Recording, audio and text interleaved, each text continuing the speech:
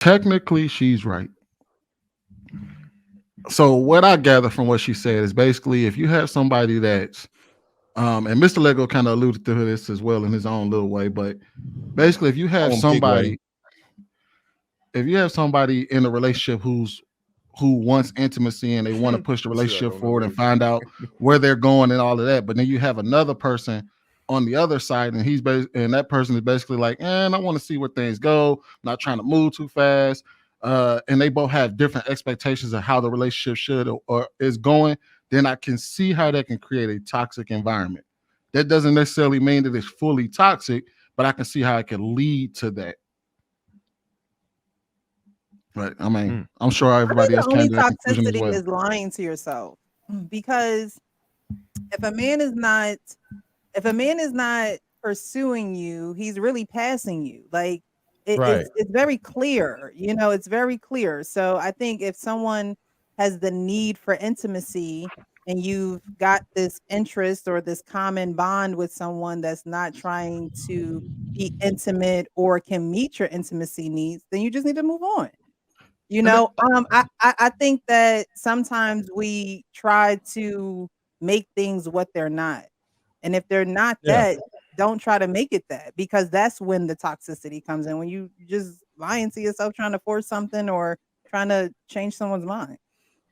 It's like I think walking up I to think a water fountain and it ain't no water, and you keep walking up to the water fountain trying to get some water. It ain't no damn water.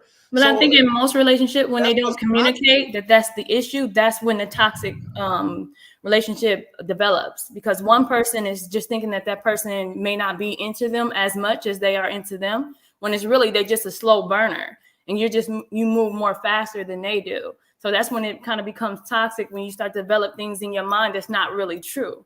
right. I And disagree. I I don't think think men are slow burners. I think men dicks get on hard and ooh, a woman.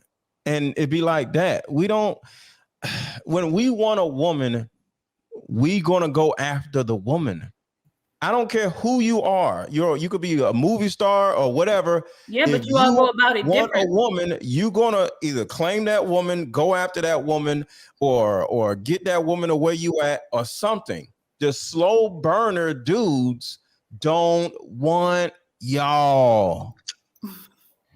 but but Disagree with that. I think that's the part I that think makes the relationship toxic though, because she did describe the fact that both of them are still attached to each other in a way. For example, like they're both still in this relationship, but one is trying to push the relationship faster than the other is. Or you know what I mean? They just have right, two completely but different ideas of what a relationship should be at that moment. to a degree, Sweeney, I get you, but they're never not saying that they, don't necessarily have the same end goal. They say that they move towards the end goal at a different pace, which is natural. Like even in you, when you're in a relationship with a person, you may start to get, promotions in your job quicker. You can start having better relationships with your family quicker. You can start getting more adapted to a newer environment quicker than your partner. And Mhm. then that subsequently, when me and y'all are moving at a different pace and you're still in that relationship, that's literally life. So I can't resonate with this the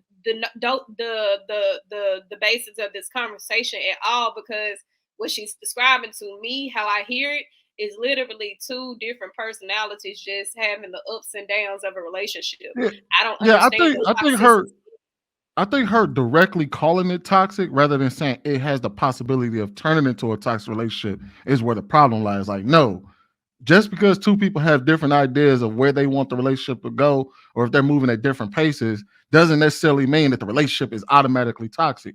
Can it become toxic? Possibly, maybe. Right, We don't know, but right.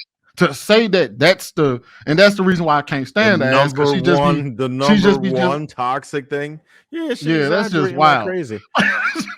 Yeah, right. Like, or even to say like a slow moving guy is slow moving, he don't want you. No, he could just be, like kind of how the thing of marriage is. Some men say, I ain't gonna let you force me to go ahead and propose to you. I'm gonna propose to you when it's right.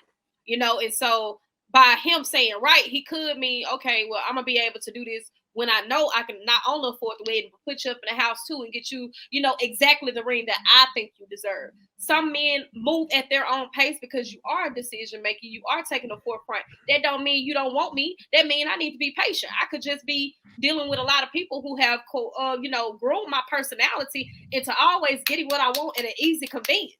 So now I'm this person.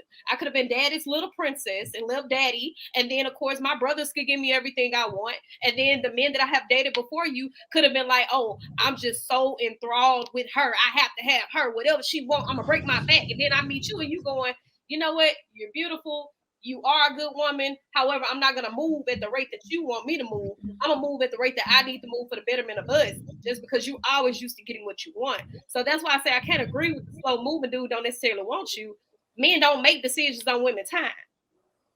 So with that being said, what I hear is that if you want to call it a relationship, it's toxic because she don't know how to shut the hell up. Because any relationship that is moving at a woman's pace is toxic. Any relationship where the woman is expecting all this stuff and ain't nobody promised it to her, it's just what she used to, it's a toxic relationship. Women need to sit their asses down somewhere and observe a man and see what he wants to do, see how he wants to run it, and see if you want to be on that train, because he may not be the right man for you. But if you so overzealous, wanting all this and wanting this one, you're not observing. So you can realize that you get on the wrong train, you get on the wrong bus and be in the middle of nowhere. And next thing you know, you're going to be one of the women talking about, oh, I didn't see the red flags. Yeah, because you wouldn't sit down nowhere. In my opinion, it's important for women to sit down, shut up, and observe what a man is offering to her to see if she wants it, accepts it, and if it's up to her standards. Instead of being all overzealous, be a woman and allow him to lead you and see if he can lead you, instead of trying to lead everything because you're used to stuff. So what do we do with the man who initially comes in, right? And he is already letting us know, hey, I'm here because I want to marry you. Like tomorrow, you say yes. Because I've experienced men like that. What happens then? Like, is she not supposed to like slow her roll and go, you know what? He's saying this. Yes, it's good that he thinks that I'm a wife, but is he in position to actually lead? Well, so that's when the opposite dynamic, because at that point, the woman is the one moving slow and trying to be like, okay, well, is this the best decision? But he already made the decision, and he's trying to go ahead and jump straight to the broom. Well, that's the observation. When the bus comes, you don't just jump on a bus, because it might be the 42. You're looking for the 25 bus, right? So you look back, read the side of the bus, see where the bus is going. And if it's not your bus, you're like, no, I'm good, right? You ain't never let a bus go. You're at a bus stop, because sometimes bus stops have more than one bus. So if you... I'm from the South. We drive cars. We drive our own stuff.